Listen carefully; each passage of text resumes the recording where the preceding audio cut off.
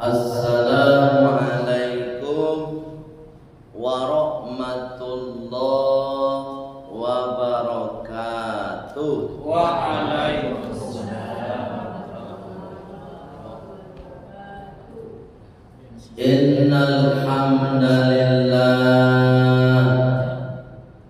alladzi an'amana bi ni'matis sihhah wal afiyah. Asyhadu an la ilaha illallah wa asyhadu anna Muhammadar Rasulullah. Allahumma salli wa sallim ala Muhammad wa ala alihi wa sahbihi ajma'in. Amma ba'd. Qala Allah ta'ala fil Qur'anil Karim, Bismillahirrahmanirrahim. Rabbish rah li sadri wa yassir li amri wahlul 'uqdatam min lisani yafqahu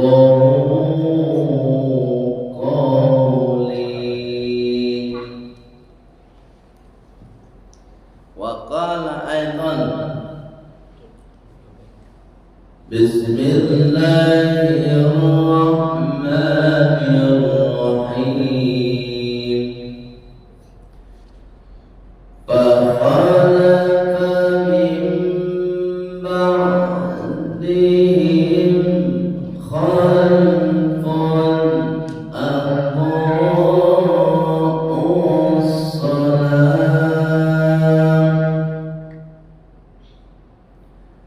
wattaba'u syahawat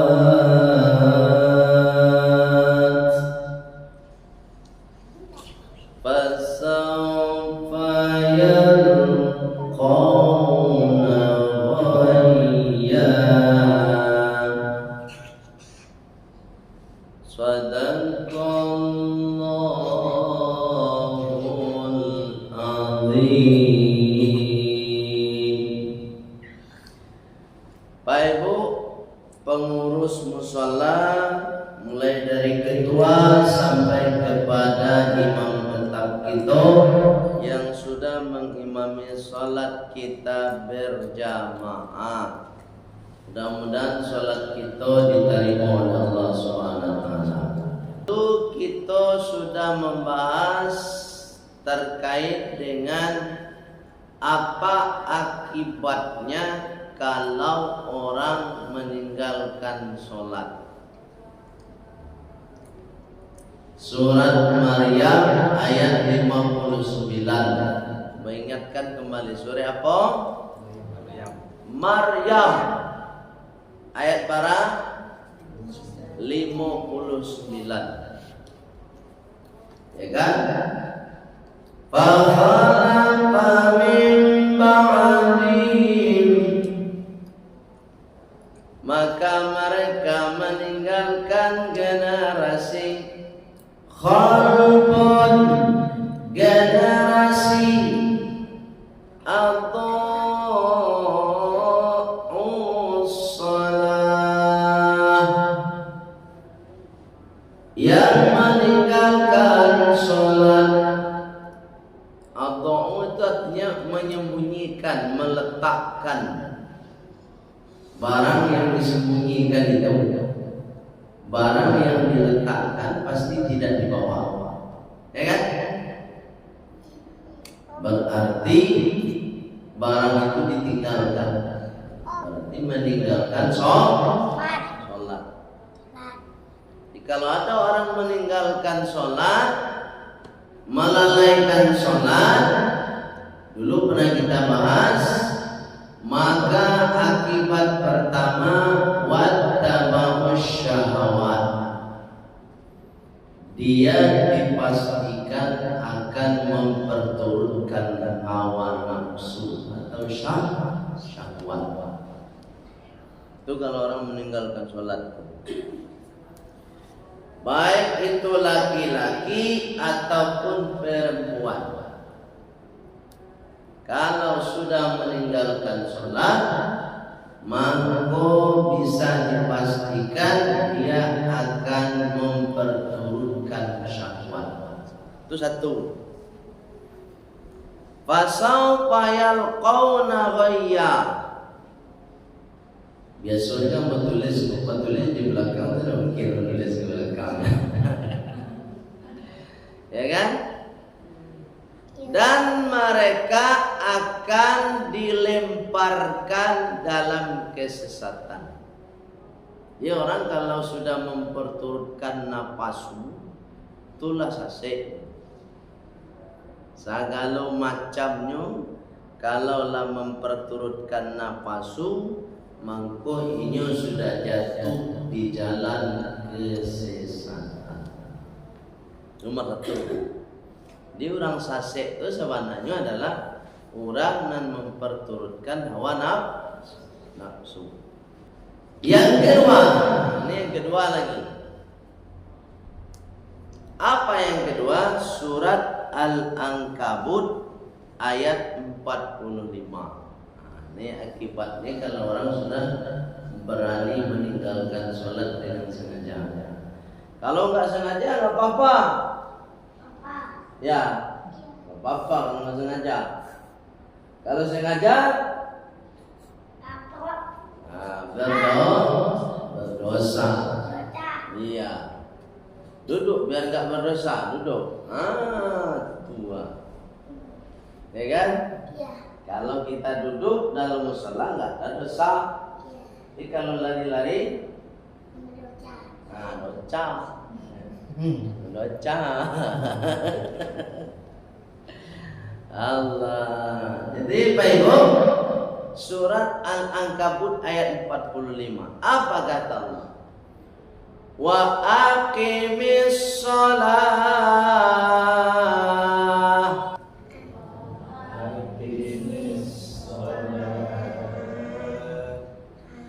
Dan dirikanlah olehmu sholat. Lakukan olehmu sholat. Inna sholata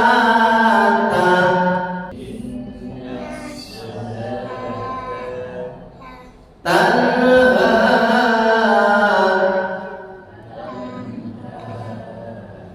anil fahsya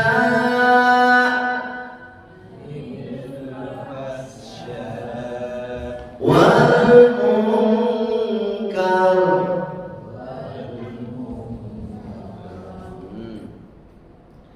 Dirikan olehmu sholat, kata Allah, karena sholat yang dilakukan itu akan mencegah diri dari perbuatan keji dan munkar. Jadi Bapak Ibu, dari ayat ini kita ambil pelajaran. Ya, apa pelajarannya? Kalau orang meninggalkan sholat, maka dia tidak akan mampu mencegah dirinya dari perbuatan keji. Fahsya. Ada fahsya, ada munkar.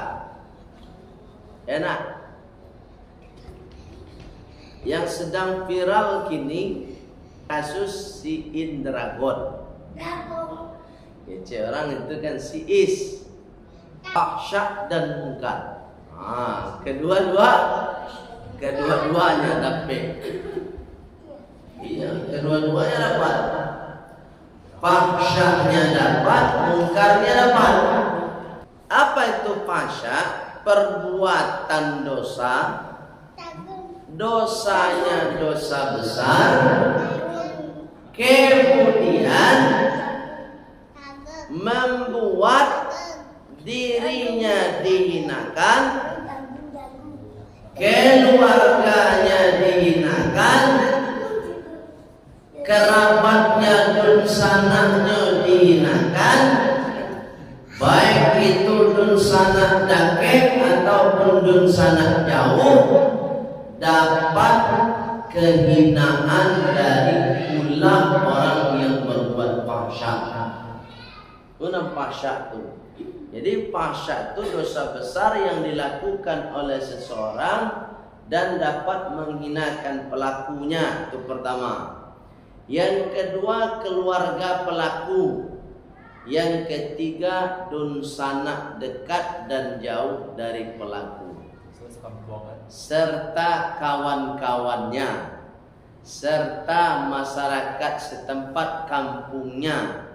Kalau kota-kotanya, kalau provinsi-provinsinya, semua dicatut oleh perbuatan fahsya. Termasuk siapa nih? Si Is nih. Si Is dirinya sendiri pasti malu tuh. Mana tak malu lah. Sudah begitu, ya kan? Maka dia doan mukoleh, tidak hanya sekedar malu. Semua orang tidak ada doanya nan elok tu inyo lai. Lama ngutua saya doa. Ya kan? Isi bumi manusia dari seluruh penjuru dunia mengutuk. Coba bayangkan tuan. Tak ada doa elok lain tu inyo. Ya kan? Itu fahsya tu. Diri sendiri. Kemudian keluarga. Coba keluarganya. Ambo itu baru mencari berita, cari itu. Ada keluarganya, ya, yang jual gorengan dapat imbasnya, sehingga dagangannya kadainya tidak ada orang yang membeli. Ya kan? Kenapa? Karena ulahnya tadi. Sampai ke orang tuanya. Apalagi dun sanak yang lain tentu malu. Bahkan dari dun sanak ini surang meminta supaya dihukum mati.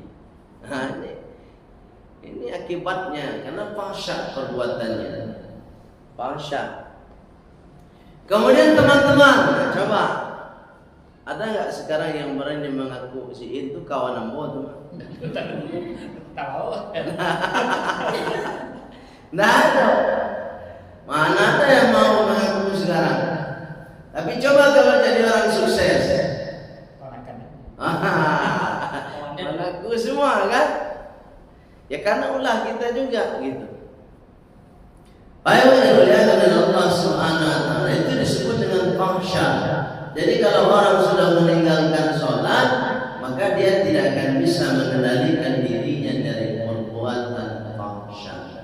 Makanya kata Allah, ulaika alaihim la'natullah, maka atas mereka pelaku perbuatan fahsya laknatullah, kutukan atau laknat dari Allah, wal malaikah,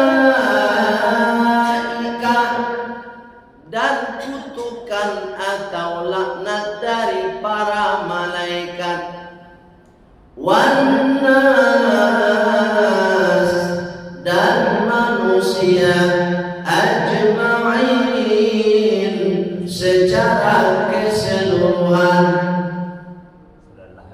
Iya, Itu bayangan tuh. Allah melaknat. Apalagi malaikat melaknat, wan nasi ajma'in, dan seluruh manusia. Kan terbukti itu. Nah, coba cari itu di postingan TikTok atau WA, ketika kita share, apa tanggapan orang? Semoga dihukum mati, semoga dibalas dengan balasan setimpal, semoga buruk saja satu ayat. Nah, ucapan-ucapan buruk dari orang itu namanya laknat. Laknatun, laknat atau kutukan. Termasuk makhluk selain manusia. Tumbuhan ikut melaknat, ya kan? Semua hewan-hewan ikut melaknat. Jadi memang sulit mencari anak-anak yang bisa berbakti dengan baik kepada kedua orang tua. Kenapa? Karena memang awalnya tidak sholat. Jadi kalau anak rajin sholat, sholat 5 waktunya selesai dengan baik, tambah dengan sholat tahajudnya, insya Allah mudah kita mendidiknya supaya dia berbakti kepada kedua orang. Baik-baik oleh Allah SWT, itu fahsya namanya. Ada namanya mungkar.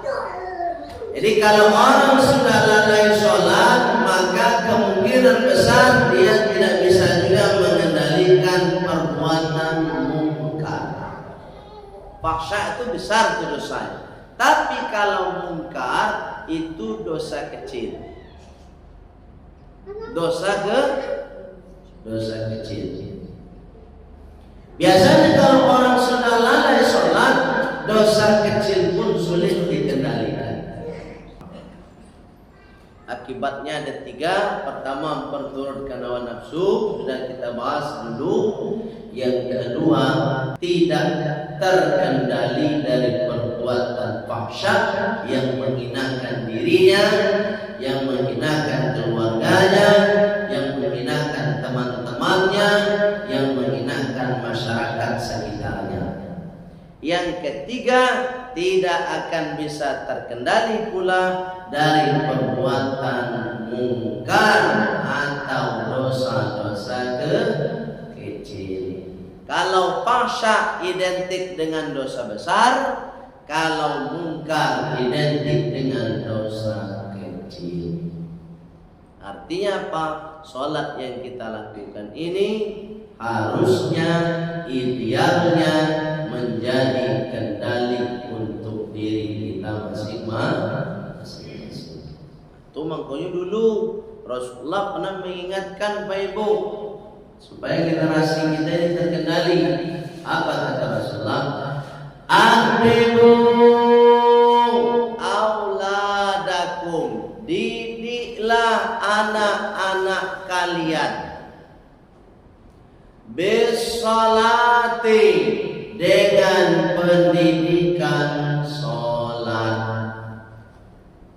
Jadi pendidikan pertama yang harusnya kita berikan kepada anak kita, pendidikan sholat. Yang harusnya kita pandaikan pertama anak-anak kita adalah pandai sholat. Itu saja kira-kira, mohon maaf kalau ada salah kata, salah cara. Sempurnakan dengan doa penutup majelis. Subhanakallahumma wa bihamdika asyhadu